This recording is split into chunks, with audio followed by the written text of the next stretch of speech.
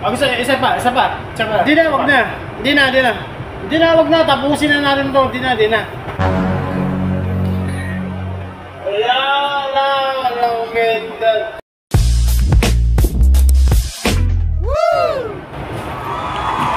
Par, may papakita ako sa yung picture. Kailangan, sa isang picture, one word din yung sasabihin mo. Kumbaga, i-analyze mo yung picture sa iisang word. Okay? Ito, tingnan mo to. Yeah. Okay. Ito nga, tingnan natin.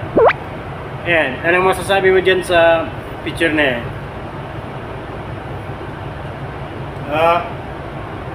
Bakat. Anong bakat? Bakit naman bakat? Ayan na nga, may ano na nga, meron na nga guhit na kulay pula, ayan sa gitna. Bakit bakat pa yung nakikita? Anong bakat?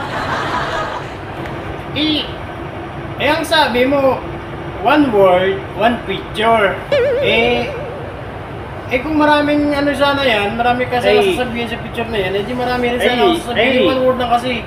Siyempre, dapat yung sasabihin ko dyan, yung bakat na may bilog sa gitna, yung ganun. Diba? Siya. Next picture na lang tayo, next picture. Bihira, ano. Ayan, ano masasabi mo dyan?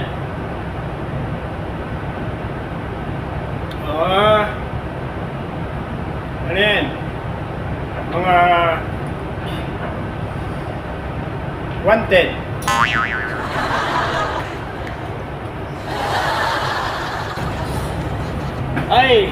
Nag-expect naman ako na sasabihin mo ay servant. Di ba? Servant dapat tatawag mo dyan. Di ba ano mga yan? Pinaghahanap yung mga yan? Ang tawag mo dyan, di ba wanted? Taba ng utak mo! Sige. Ito na lang last picture. Tingnan mo mabuti. Ayusin mo yung sagot mo Tingnan mo to. Yan, ano tawag mo dyan?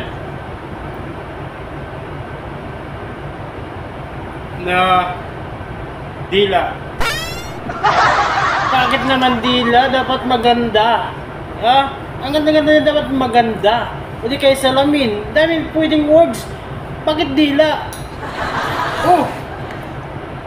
Di ba lagi ko nang mapanood sa TV yan? Nakadila, nakaganito ako. Ano ulit? Ito.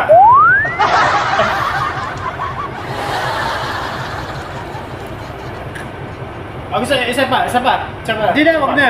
Di na, wag na. Tapusin na natin to. Di na. Walang ganda to.